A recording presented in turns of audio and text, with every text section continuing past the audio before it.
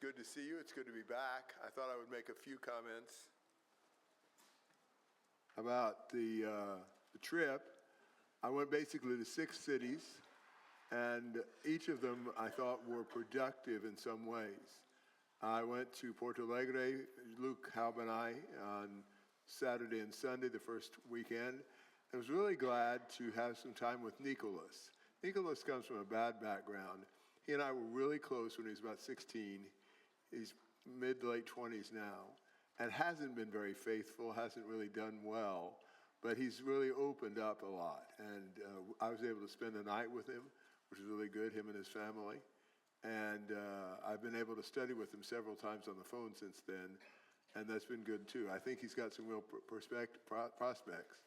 His brother Emmanuel, his youngest brother, also was involved in some of that. While I haven't been able to talk to him as much, I think he's got some hope. He's got a really complicated life. He's 17. He's really messed himself up a lot. So he's got a lot of room for growth. But that was really encouraging. And then we went and spent Monday and Tuesday in Jequié. I was really excited when I got to church on Monday night. Zsa was there. I've known Zsa his entire life. He's probably late 20s now. And I hadn't seen him in several years. He'd completely fallen away from the Lord.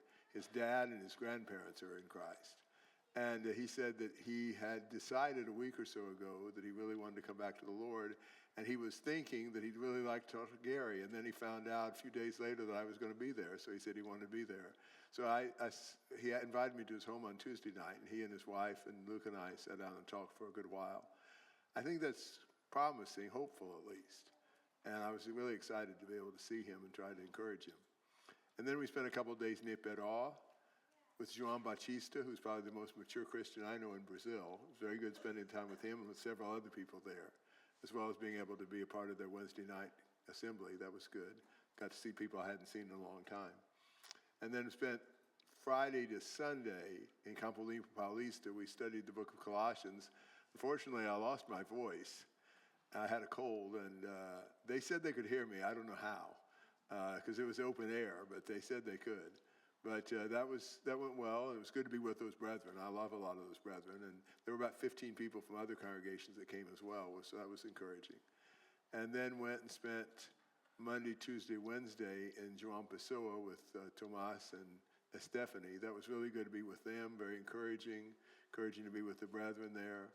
And then we left very early Thursday morning in 3 cars and went to Fortaleza, about 10 hours away.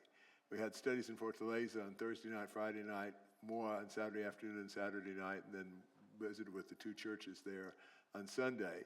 That was also very encouraging, lots of good opportunities with them, especially in Cidade Nova. They've always introduced me to people they've just converted, or people that they're working on or whatever. They're very evangelistic. The one other thing I wanted to tell, I now remember, that was really exciting, probably one of the high points of the trip, and may give me some ideas even for things to encourage the brethren in. Tomas and I and João Pessoa and Luke were going to study with a guy in a store nearby that one of the brethren had gotten him the contact of, and he's often free. And so they had arranged the day before he was going to go and study with him, and he took Luke and I with him. We got to the store, and it was shut and closed, locked. So we didn't know what was going on, so he called the guy, and the guy was at the hospital with his pregnant wife. And so he hadn't opened up that day, and he'd not thought about calling Tomas to tell him. So it left us about an hour before we had another appointment. And Tomas had the idea of going and just talking to people. In Brazil, I think way more than you'd ever do here, in the cities, people just hang out on the sidewalk. They're waiting for the bus, they're waiting for a ride, they're waiting for school, they're just hanging out, they're talking, and whatever. So he said, why don't we just go up to people and ask them if they'd be willing to listen to a 3-minute Bible lesson. So he did all the talking on that, and it was incredible. These people would say yes, and we took turns. I did something from Ecclesiastes, he did something from John the Baptist's life. And we'd take turns and talk to him for 3 minutes. I didn't have a watch that I was looking at, but it seemed like about 3 minutes. Nobody seemed impatient or distracted. I would say we probably talked, I should have counted, but we probably talked to 12 people. Probably 9 of them said yes. It was incredible. Really good opportunity. And I think an opportunity to reach out to people in a way that would be helpful to several of the brethren there if they'd start doing some things like that. Several of the brethren are not very evangelistically minded. They've thought that nobody else will obey the gospel. And I think they're wrong about that for sure. So that was just really exciting. That was really encouraging. And so it was a good trip. Luke Haub did very, very well. His Portuguese is excellent. He just studied on his own for 2 years. It's incredible how well he talked and how well he understood. He'd be in conversation with me that I'd think he wouldn't be getting the drift, and then I noticed by his reactions he was understanding what was being said. And just fit in very well. They were impressed that he'd taken that much effort to learn Portuguese, to be able to communicate with them. I think it was very encouraging to them. So that was really cool as well. So I'd like for us to look at Luke chapter 14, starting in verse 25. Jesus is talking about what it takes to be a follower of his, what it takes to be a disciple. And it's really strict. It's not just anybody who can be a disciple of Christ. And, he's looking for a few good men. He's looking for recruits and not spectators. And Jesus, different from what we might do, he doesn't hide the requirements in the fine print. He puts them boldly in the headlines and just lays it out for us. Here's what it's going to take to be my disciple. And there's some non-negotiable conditions that are not necessarily very pleasant. Look at what he says.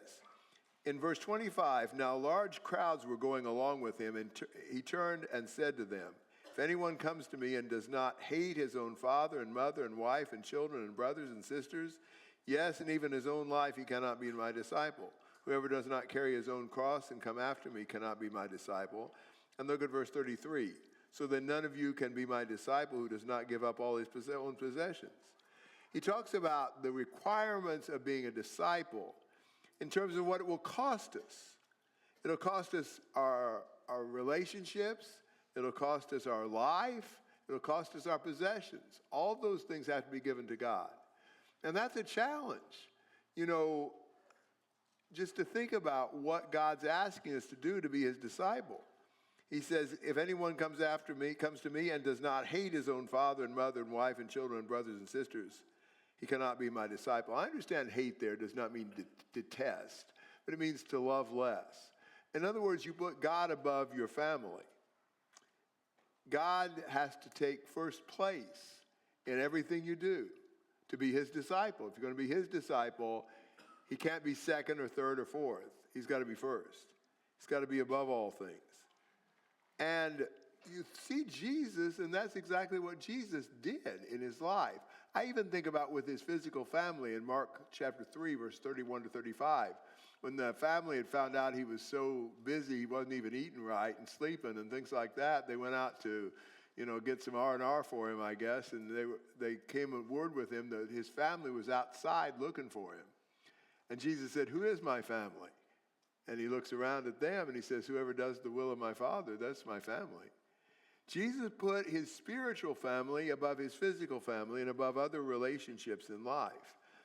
I think that's a challenge for us. I want you to think about that a little bit in terms of just putting Jesus above the people around us that we love and are close to. We want to be accepted. We want to be liked. And so we're tempted not to speak and teach plainly what the gospel teaches because we don't want people to turn against us. In Galatians chapter 1 and verse 10, Paul said something that's important for us. He says, for am I now seeking the favor of men or of God? Or am I striving to please men? If I were still trying to please men, I would not be a bondservant of Christ. You can't strive to please men and serve Christ. That's challenging because we want to please men. We want, especially people we want to like us. And so we want them to be pleased with us. Think about what Paul said about his own preaching in 1 Thessalonians chapter 2 and verse 4, when he said, but just as we've been approved by God to be entrusted with the gospel, so we speak not as pleasing men, but God who examines our hearts. We don't speak to please men. 2 Timothy chapter 4, Verse 1, I solemnly charge you in the presence of God and of Christ Jesus, who is to judge the living and the dead by his appearing in his kingdom. Preach the word. Be ready in season and out of season. Reprove, rebuke, exhort with great patience and instruction. For the time will come when they will not endure sound doctrine, but wanting to have their ears tickled, they will accumulate for themselves teachers in accordance to their own desires. And will turn away their ears from the truth and will turn aside to myths. People will stockpile the kind of teachers that will tell them what they want to hear. I want you to think about churches of our day. Churches of our day are becoming less and less defined. They're more or less believe what you want to, do what you want to, come as you are, leave as you want. We just want you to be a part of us. We just want you to be a part of the family. There's no conditions. There's no requirements. Churches are looking for volume of attendees. They want more people. They want more money. And so they've just dumbed down their requirements. And I think it's tempting for us to do the same thing. Aren't we all one big happy family? You know, and we talk about, you know, there's this kind of Christian and that kind of Christian. Pretty soon we're going to get to where we're talking about atheist Christians if we're not careful. You know, it's just like everybody's okay. You know, we don't want to rock the boat. Think about some passages in the Old Testament on that. In Ezekiel chapter 13. Ezekiel 13:10. It is definitely because they have misled my people by saying peace when there is no peace. When anyone builds a wall, behold, they plaster it over with whitewash. So tell those who plaster it over with whitewash that it will fall. A flooding rain will come, and you, O hailstones, will fail, and a violent wind will break out. So they plastered over with whitewash. Makes the wall look better. It does not help the structural integrity of the wall one bit. Whitewash is not going to keep it from falling. We want everything to look good. We want people to feel happy about themselves. We don't want them to think we're against them. We don't want them to think that we don't believe they're right. In Jeremiah chapter 6, verse 13. For from the least of them, even to the greatest of them, everyone is greedy for gain, and from the prophet even to the priest, everyone deals falsely. They've healed the brokenness of my people superficially, saying, peace, peace, but there is no peace.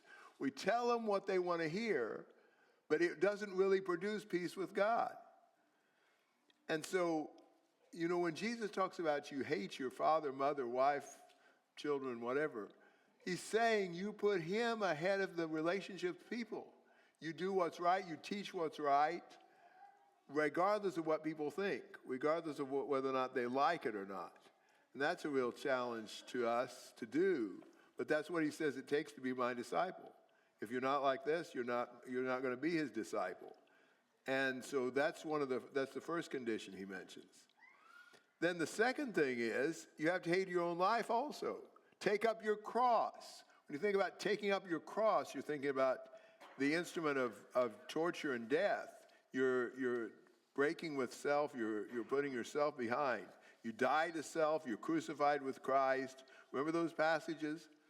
And so think about the idea of putting Christ above our life. Think about the people who did that in the Bible. Would you do this? Would you be a James who was beheaded by Herod? Would you be a Stephen who was stoned? Would you be a Jesus who was crucified? A Paul who was suffered in all kinds of manners? Hebrews 11 has that long list of people who were sawn in two and all that kind of stuff. Would you be willing? Would you give your life up for Christ? It's one thing to say, yeah, I'm a Christian, I love God, as long as he doesn't expect anything out of me. If I don't have to put him above the people around me in my life, if I don't have to put him above myself, then it's a lot easier. I want to read you something. This is thought to be, I think, fairly historically correct. But whether it is or not, it's certainly an illustration of what was historically correct often. Blandina was a young slave girl in the year 177 AD, described as physically frail but possessing extraordinary spiritual strength. There were people who wrote about her after this, and that's how we know these things. Despite her lowly social status, she emerged as a central figure in the persecution. inspiring her fellow Christians through her unwavering faith and endurance. When the persecution began, Blandina was arrested along with her mistress and other believers.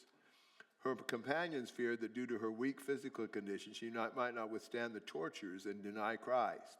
However, Blandina surprised everyone with her remarkable resilience. During her interrogation, Blandina was subject to horrific tortures from dawn to dusk. Her tormentors took turns inflicting various forms of pain on her, expecting her to either renounce her faith or succumb to the agony. Yet Blandina remained steadfast, repeatedly proclaiming, "I am a Christian, and nothing wicked is done among us." Her perseverance was so extraordinary that even her torturers marveled at her ability to survive, admitting that they were exhausted and no more methods of torture to employ against her. Blandina's ordeal continued in the amphitheater, where she was hung on a post in the form of a cross and exposed to wild beasts. Miraculously, the animals did not harm her. As she hung there praying fervently, her fellow Christians saw in her a reflection of Christ crucified, which strengthened their own resolve. Blandina's courage and faith had a profound impact on her companions, particularly on a 15-year-old boy named Ponticus. When it was Ponticus's turn to face martyrdom, Blandina encouraged him, acting as a spiritual mother despite their similar ages. Inspired by her example, Ponticus remained faithful until death, and so forth. Finally, she was killed. But think about that. What would you do in that situation? What if you were being tortured for the cause of Christ? Would you stay faithful? Would you encourage a 15-year-old friend to stay faithful even though it's going to cost him his life? You know, it's easy for us to think, yeah, I'd do that. Well, are we willing to face the challenges we face unselfishly and focused on glorifying God regardless of what happens to us? It costs a lot to be a disciple. Jesus is saying it's going to cost you relationships, it's going to cost your life, and also it's going to cost your possessions. Look again at chapter 12, verse 33, chapter 14, verse 33. He says, "So then none of you can be my disciple who does not give up all his own possessions." You've got to put your Lord above your stuff, above your money. You have to give him control over all of your life. And again, that's not easy. You know, think about being generous and ready to share what we have. 1 Timothy 6 talks about those who are rich need to be generous, laying up for themselves a treasure that has a future. And I know some here are generous, but are we all generous? Do we use our money for the Lord's cause and to help and serve others? Think about being content with what we have. 1 Timothy 6 talks about that, not being greedy, not being selfish and so forth, but willing to live simple lives. Think about Jesus' life. Think about how Jesus sacrificed so much. He was in heaven with the Father, came down and lived here. Can you imagine what horrible circumstances that must be compared to where he was? Yet he was content. He did not seek riches. He did not seek even a place to live. And, you know, you think about that rich fool, the rich farmer, who was so concerned about building storage places for his grain, but he wasn't rich toward God. You know, there's so many things that can hang us up when it comes to being a disciple. He says, if you don't hate the others around you, you can't be my disciple. If you don't hate your own life, you can't be my disciple. If you don't give up all your possessions, you can't be my disciple. You have to put Jesus above relationships, life, and possessions. And if there's any three things we want, it's relationships, life, and possessions. So putting Jesus before those things is really a challenge. Now, in this context, Jesus talks about the idea of counting the cost. He says in verse 28, "For which one of you who wants to build a tower does not first sit down and calculate the cost to see if he has enough to complete it? Otherwise, when he's laid a foundation and is not able to finish, all who observe it begin to ridicule him, saying, 'This man began to build, but was not able to finish.'"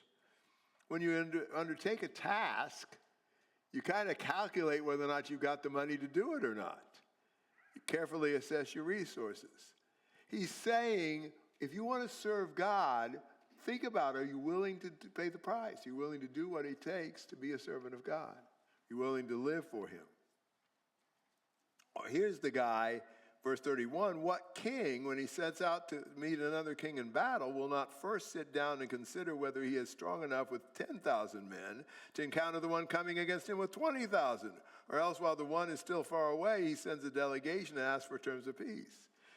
He doesn't come anywhere close to the enemy before he already realizes he's, made a big mistake. He should have scouted the enemy before he declared war. Stop and think about what it's going to take before you serve the Lord. Following Jesus is not an invitation to some fun and games. Following Jesus is an invitation to commit yourself completely to him.